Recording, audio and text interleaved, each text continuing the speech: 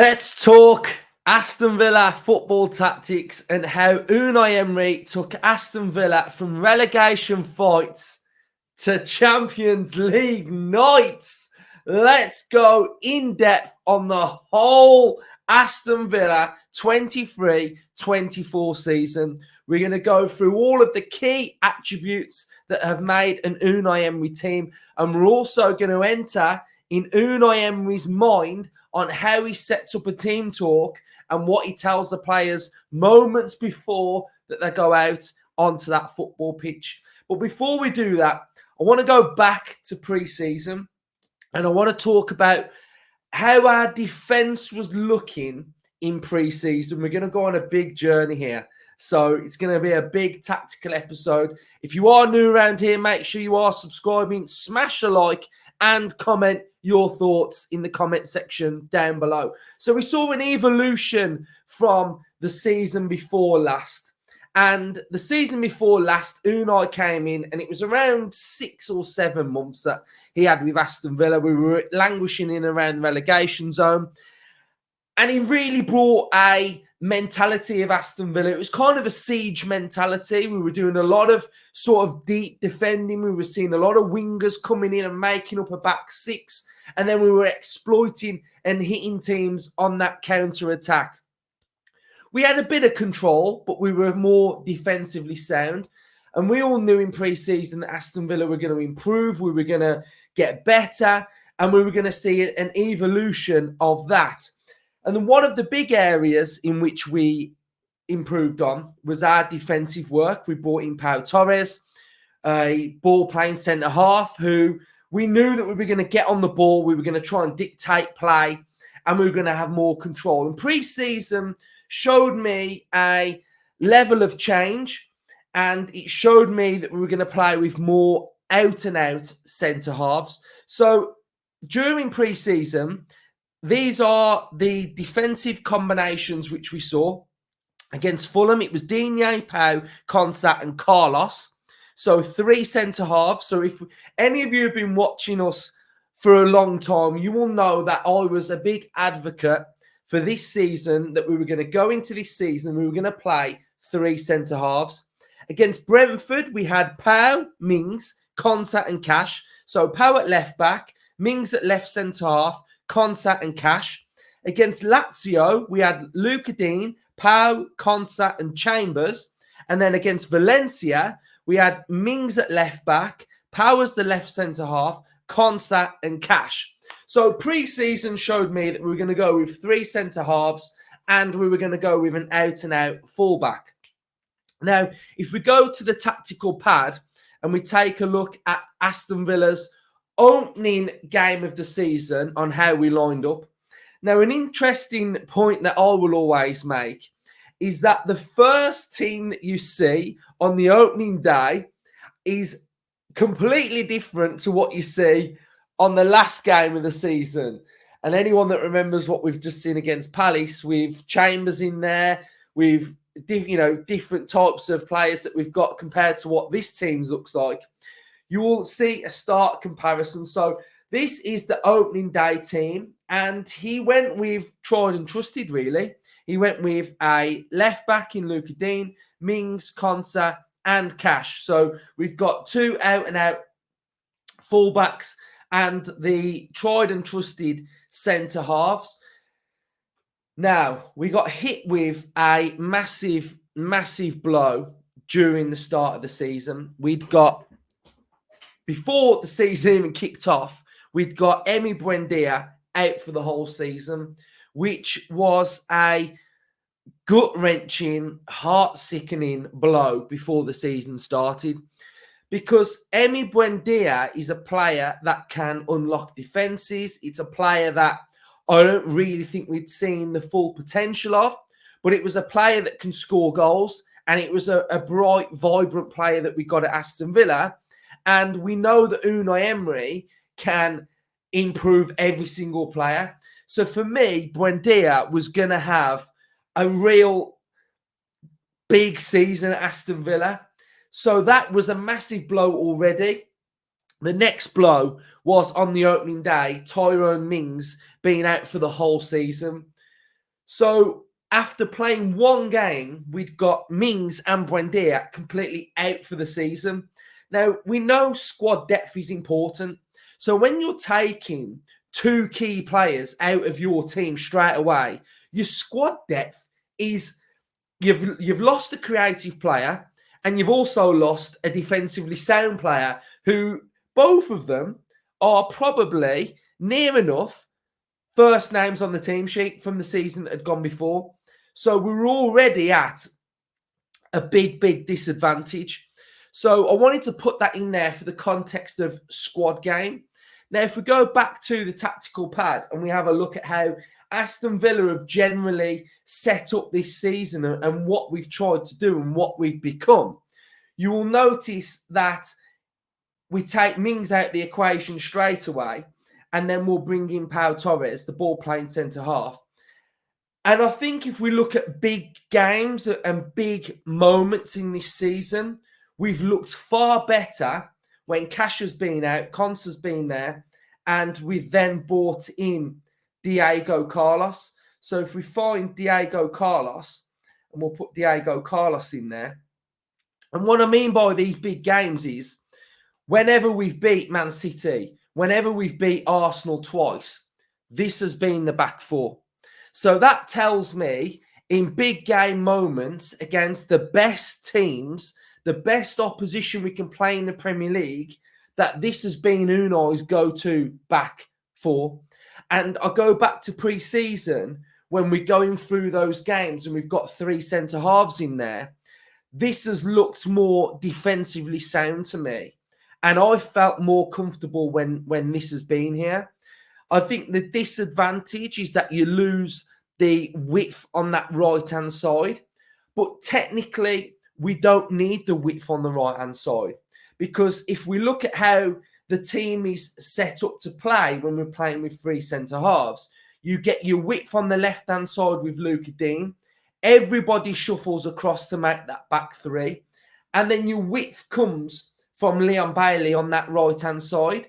So in essence, the width shouldn't need to come from Konsa on that right-hand side when we're playing in this shape. Yeah, he will get into these areas, but very rarely you'd see Konsa when he's playing at right back venture into those areas.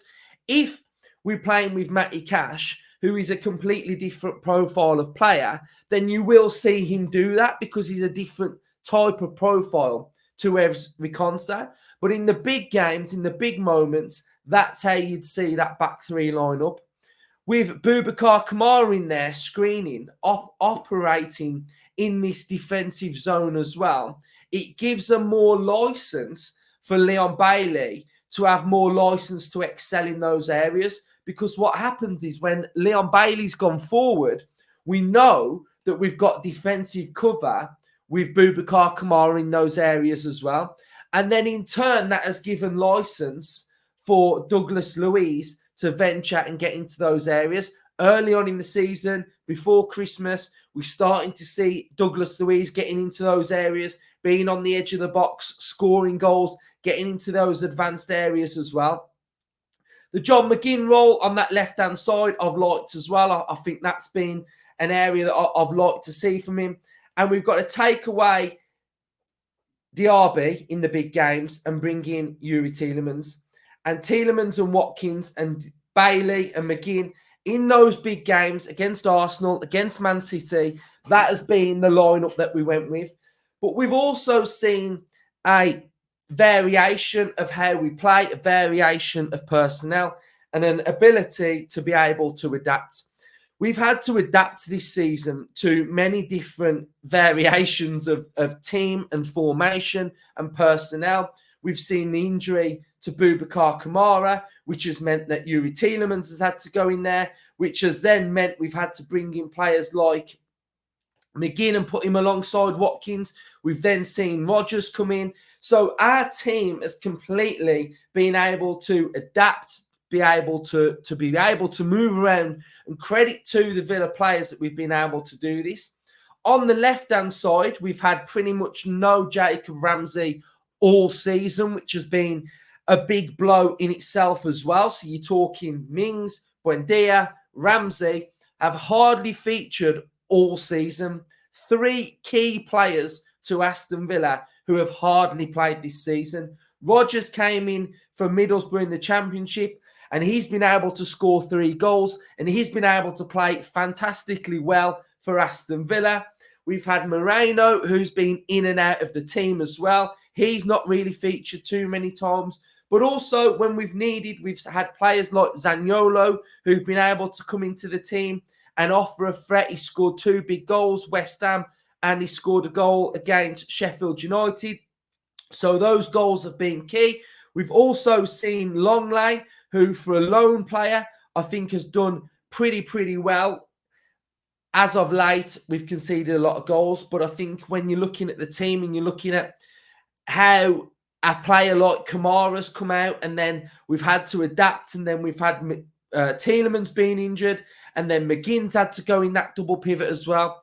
I think it's a testament to how well the team has done and how well the team has played this season. So what we're going to do now is we're going to have a look at how Aston Villa have played statistically, and we're going to have a look at some of the stats from this season as a whole to get a big picture of what we've done through the numbers. So I've kind of showed you a little bit of how we've actually played and how we've adapted, and now we're going to have a look at how we've actually done through the numbers, and we can kind of paint a bigger picture of where we are, what we've done, and how well that we've done it as well. So here is a graphic that I've really liked all season. So this has showed how every single team has played within their style. So Aston Villa this season, for large parts of this season, we were dead on that line. We were slap bang in the middle. And I'll show you a graphic in a minute that's going to show you why. So we've now ventured more into the slow and intricate as our build-up play has advanced, as the confidence has grown, as the confidence with the ball playing out from the back has improved. Then we've ventured more into that slow and intricate.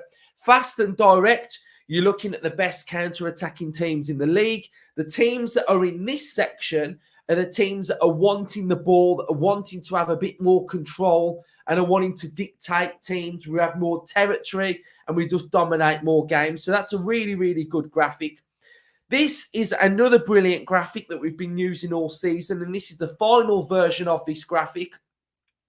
So what this shows is the blue has been where Aston Villa have been more dominant in games. What has happened over the course of the season is during, and I'd say probably up until Boubacar Kamara's injury, this was blue, and generally these areas were more contested anyway. And I'd probably say this has stayed more contested as well. So what this graphic shows us over the course of the whole season is that Aston Villa are very comfortable in build-up up until the halfway line. So when we're getting towards, we've played out from the back, we've got towards our double pivot of Kamara and Luiz, and then when we venture into the opponent's half, at times we're getting into contested areas with Leon Bailey. So Leon Bailey may win his battle and will win his duel. So then we will create an opportunity where we're venturing into the box, or we may lose that individual duel and the opposition will win the ball back. So I think this shows that where on that right-hand side especially, that when the ball goes out wide, it's more of a contested area. We've seen as well on that left-hand side that the majority all season, Aston Villa have been able to win that battle on that left-hand side. So Villa's left back has been winning the ball back quite a lot as well. And this is interesting. Contested areas inside the opposition 18-yard box has showed that we are being able to press and win that ball back a little bit higher. And then the opposition are having more joy against us in this area here. And I think this is an interesting area here for Villa as well. So what this would show me is that when the left back has gone forward, and we may have a Rodgers or a McGinn in this area, that we've left a little bit of space for the opposition teams to exploit. So, i.e. players like Pedro Neto, who got a lot of joy against us. Those are the areas that we've been able to give the opposition an opportunity. But I think if you're looking inside the Villa half here, over the course of the whole season, the only zone that the opposition have dominated Aston Villa is that area there. And that is absolutely fantastic from our defensive unit and from our pressing unit further up the pitch as well. So for me, that's a fantastic graphic to show. And it's an area that we've done really, really well. So I really want to show you this one now before we move on to a different category. And it's Aston Villa's build-up. So I've showed the top four because what I've decided to do is I've decided to kind of do what Sky Sports do. And what I've decided to do is that I've decided that anything outside of the top four is completely irrelevant and we don't have to talk about. So I'm just following the mold of what Sky do and what all of the big news outlets do. If you're not top four, we don't talk about you. So that's what I've decided to do, right? So top four sequence summaries. Aston Villa per sequence, we're at 11 seconds and 32. We've got 3.69 passes per sequence at a direct speed of 1.69. So what this shows is that the amount of time that we're spending on the ball per sequence and the amount of passes per sequence. So passes per sequence, we're slightly lower than the three teams that are above us. The passing sequence time is pretty similar to what Liverpool's is, but our speed is quicker than what Arsenal's is. The next graphic that we've got to show here is the passing sequence styles. So 10 plus pass sequences, we've got 393. And then Liverpool is at 646. Man City is at 888. But what I really wanted to show you, and the big area that I wanted to show you here, is compared to the other top three teams in the league. And it shows Aston Villa's style this season. We know that we are a possession-based football side, so we want to keep the ball. And you can see that from build-up attacks in 85. But what you can also see is that our direct attacks are at 86. So our two styles, possession and direct, are pretty much hand in hand together. We look at Man City with 281 build-up attacks as opposed to 50 direct attacks. So their style is possession, possession, possession with the odd direct attack in there. Arsenal, exactly the same. Liverpool, kind of like Villa, but Villa, two different styles. But what that allows us to do, and what this allows Villa to do, is on a match day, we've got different weapons in our armoury on what we can do. So we go back to the tactical pad. If we want to build up and play out from the back and dominate a game, we can do.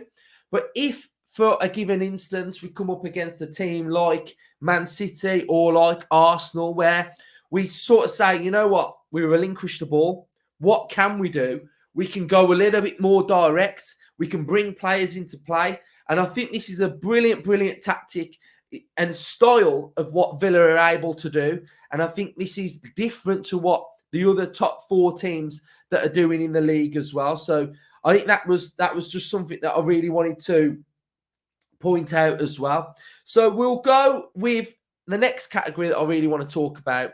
And it's the Emi Martinez and how Emi Martinez has been so important to the way that we play.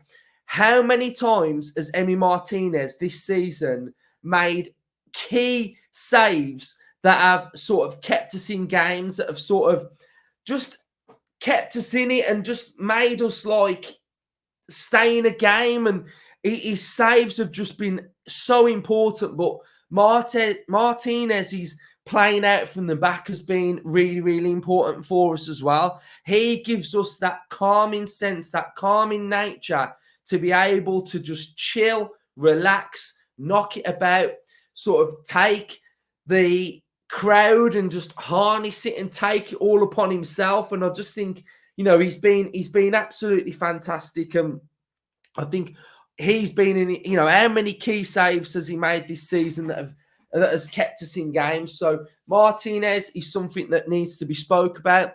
The high line from Aston Villa has been absolutely incredible. Aston Villa have played the most teams offside this season.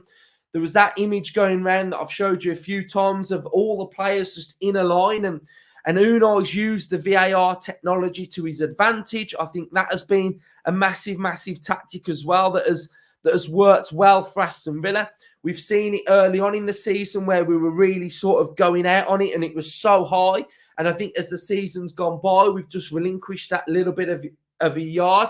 But we've always maintained that high line, which has been absolutely fantastic. Another area for Aston Villa that I think has been difficult, but I think it has been an important part. You've seen the role of Luca Dean getting into those areas. But I think the big problem that we've had at left back this season is that we haven't had these two fighting it out each season for the position. And I think competition is absolutely massive. And it's just always felt like if Luca Dean plays, Moreno's injured. If Moreno plays, Luca Dean's injured. So I think that area of the team this season has been a bit of a problem for us. Not a problem because of the results. It's been a problem for competition. But I think Luca Dean has had a fantastic season at left back. Defensively, he's been absolutely unbelievable. And I think he's done really, really well. If we go back now to the CDM role, which has been, again, very, very important for Villa, but also has been a bit of a problem because Kamara's been out. Ideally, Kamara in there all season. We'd have wanted, that would have been our ideal scenario, but we've had to have different combinations. Kamara got injured. We then saw Tielemans go in there. When Tielemans got injured, we then had to have McGinn go in there. And what happens is what you can see what I'm doing right now is that when we've got, say, Kamara in there, you've got options here. You can either play Tielemans with Watkins. You can move Rodgers out and put Tielemans in there.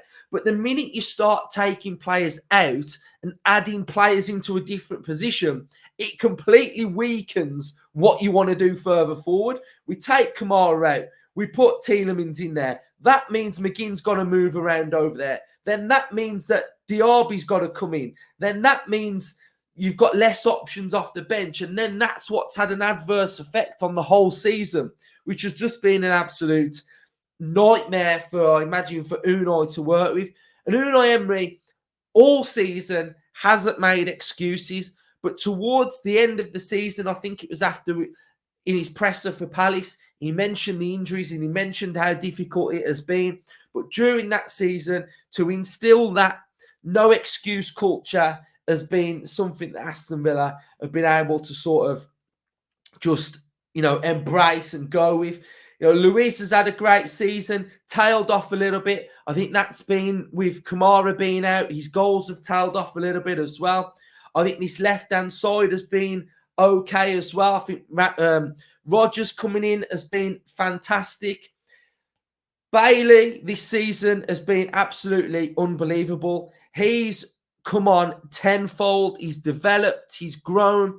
He's become a leader on the pitch as well for Aston Villa. And that's an area of his game that I think can completely get overlooked, is the leadership of what we've seen when he was away at Lille, saying we've still got time, we've still got time. And I just think Bailey's been absolutely tremendous. Diaby, I think, has been good. I think it's a great first season from him. I know when I say this, a lot of you will be saying, it's not. Trust me, he's done well. And the numbers back it up. And I'm going to show you the numbers now that are going to start to back up what I am talking about. So let's go now to how Aston Villa have attacked this season. So we've got an XG of 48 and we've scored 54 goals from open play. So that shows that we've slightly scored more than what our XG output has been. Our expected goals for on set pieces were 12.58, and we managed to score 14 goals from set pieces. Arsenal led the way with 20. So Villa actually did okay, really, from scoring from set pieces. Defending from set pieces, we had a XG of 14.21 and we conceded 16 set piece goals. So this is an area that I would like to look at in the summer as an area that we massively need to improve on. But if we go back and start talking about a player that has been missed massively from set pieces, is Tyrone Mings. When we were defending set pieces and corners with Tyrone Mings, what you would often see is that Ollie Watkins, his first contact on the near post, he normally does that very, very well. Mings is always second contact. So Mings and Watkins are always the zonal floaters, and Mings attacks the ball really well. You take that out of the team, then I imagine you are going to see numbers like this. And I think, you can look at players and think, I'd like that player to improve or be better, i.e. Carlos coming out and defending. But, if you're taking out your best header of the ball in Tyrone Mings, then you are going to start to see some defensive frailties. So we've got expected goals against from open play. We were at 42.40 and we've conceded 35 goals from open play. That's a lot more than what the three teams that are above Aston Villa were as well. So if we have a little look now at, this is the area that I wanted to show you again with Emi Martinez as well while I was speaking about him. So goals prevented this season, Emi Martinez has prevented 8.8. Nearly 9 goals Emi Martinez has prevented for Aston Villa this season, which is a fantastic stat for Martinez, and it showed how much of a big-time player he has been for Aston Villa. But going back now to having a look at Villa's attacking players, having a look at the attacking output from our key attacking players this season, we've got Ollie Watkins of an XG of 0.47, which is Aston Villa's highest player. Moussa Diaby is Aston Villa's next highest creative player with an XG of 0.28. Leon Bailey is at 0.27. Cash is at 0.18. So per 90, we can see that Diaby's getting off 2.23 shots per 90. Bailey's getting off 2.30. Watkins is getting off 3 shots per 90. Chances created, 2.202 for Diaby, 2.04 for Bailey. Assists, 0.34 for Diaby, 0.35 for Bailey. So you can really see that the stats are quite close between Diaby and Bailey this season. So I think that shows as well how decent Diaby has been. And look, do I think Diaby has been the finished article for Villa this season? No. Is he going to get better? Yes. And that's okay. That's okay for him to get better next season with a full Unai Emery pre-season under his belt as well. So these stats back up that Diaby and Bailey together have both had a pretty good season. And then finally, this one's quite good as well, which I quite like this one. This is showing the players carrying the ball. So carrying the ball with shot ending moments. We've got Moussa Diaby with 17, Bailey with 15. With goal ending, we've got Diaby with 9, Bailey with 5. Key pass ending to those key dribbles, we've got 22 for Diaby, 19 for Bailey, 13 for McGinn. Total chance creating carries, we've got Diaby on 39, Bailey on 34, and Watkins on 40. So those numbers there are all pretty high and are all in and around the same number. So I think from attacking output, they've all done really well. So that's all I really want to talk about on the players, the numbers, and I just really wanted to bring you the numbers as a whole and as a collective. Now, I've got a bit of inside knowledge here because I've seen an image of what Unai Emery talks about in the dressing room. before the game. So we know that Unai will have done long sessions on the day of a game, 3 meetings maybe on the day of a game for a late kickoff. But I want to talk about a little bit about the mentality of what we've seen from the overall team, and then go into finer details of what Unai asks of his team before they go out on the pitch. The one word that I will use, that Unai will use all season, and is the reason why we're in the top 4, is consistency and being consistent. And with consistency, it allows you to have your core principles that you take on a daily basis, on the day of a game, you take onto the pitch. And with all of this consistency, helps you to build and grow and be better and to achieve your dreams. And our dream was to get top 4, which is what we was able to do. So I think in that sense, it's absolutely amazing. To be calm, using the word calm, Unai is all about his teams being calm. Calm on the ball, calm in your decision makings, calm in your defending, calm in your discipline. And I think that is a word that is used a lot this season. And I think it enables the team to just relax.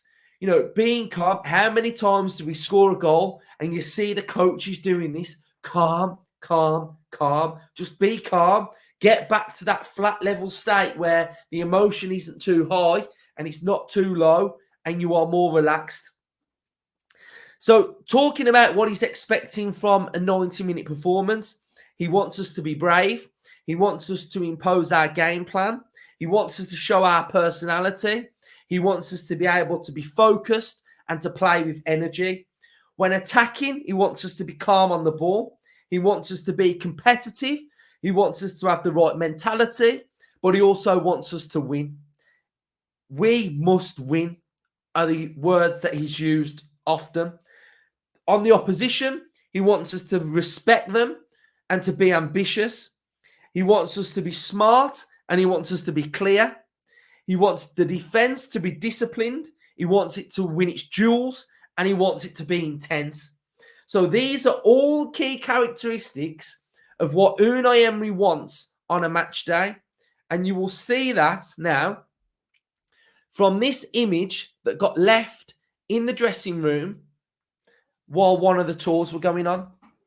And this was Bournemouth at home. So I'm going to break it down quickly. It's a little bit about what I've just spoke about. So at the top, he's got Premier League, up the Villa, day 34, to win, clean sheet, and to get to 66 points. It's a challenge. We don't know what the challenges are. They've been blocked out. How? Keep being consistent. Impose our game plan for 90 minutes. Notice the 90 minutes. That's important. Play with personality and be focused. All for 90 minutes. So he's drilling into the team that the game is for 90 minutes. He then spoke about the team to build, to get feelings together, to play with energy, to I can't think what that word says there. Is it learn? To learn and to be smart and to be intelligent. The game plan to attack, calm with the ball, aggressive, be organised, defence, discipline, duels, intense, mentality to be competitive and to win. So this is the message that Unai Emery is sending out before the team goes out. It's powerful, it's bold, it's inspiring, and I absolutely love it. So I think I've nailed it. I think I've gone through everything that we've seen this season. Watkins has been fantastic. McGinn's been great. Set pieces we've spoke about. The team meetings we've just spoke about. So every single player has come on tenfold for Aston Villa. We've had a fantastic season. We've grown as a team. We've developed. We've had big moments. We can see our identity, which is the most important part for me, to see a style. Now, the final thing that I'm going to end on is this Aston Villa team are by far from the finished article. If I had to put a percentage on what I feel this team, how far from an Unai Emery team are we? And I would currently say we are, what would I say? I don't think we are half of what Unai Emery would want us to be. I'm going to say we are about a 45% Unai Emery team. And we've got so much more potential, 55% worth of growth in us still. With signings, with recruitment, we've been better. Like I can look back on this season and think of moments where we can be better. And I just think we're going to grow. We're going to recruit better. The team's going to come on so much over the course of the summer.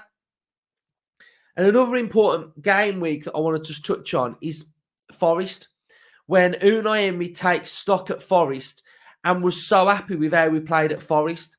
Because even though we lost at Forest, he was so happy with the way that we played with the ball away from home. And that's when we went on that run.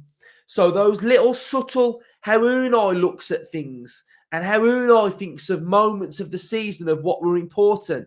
The loss at Forest was one of Unai's most important matches. So we're going to grow. We're going to get better. We're in the Champions League. We're still early in the Unai reign. But to play with this level of control this season, with the players that we've got, I think is amazing. And when you start adding a couple more players in there to get how Unai wants his team to be, we're going to be amazing. So it's been a great season. I've enjoyed doing these tactical episodes. I've tried to push myself with tactics this season. We've talking about the opposition teams. We've understanding how we play. We've understanding how we can look at stats and bring it into our own team. So hopefully you've enjoyed it. I've tried to push myself with the tactics stuff, and I've absolutely had a blast talking about this Unai Emery team. So thank you everyone for watching. This is how I've seen us play this season. These are the key areas and the key moments. Up the Villa.